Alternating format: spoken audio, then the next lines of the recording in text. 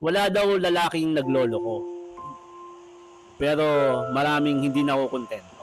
Sa akin siguro, in a way, agree ako doon. Pero kasi meron talagang mga bagay-bagay na hinahanap ka na minsan hindi naman talaga kayang ibigay lahat ng partner mo. Siyempre, nasa iyo yun. Kasi at the end of the day, yung kaligayahan mo yung isipin mo eh.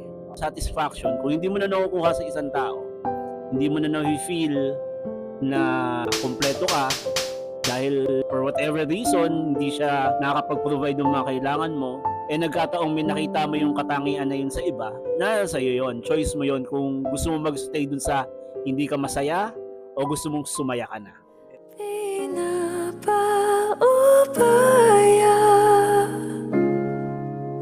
ko na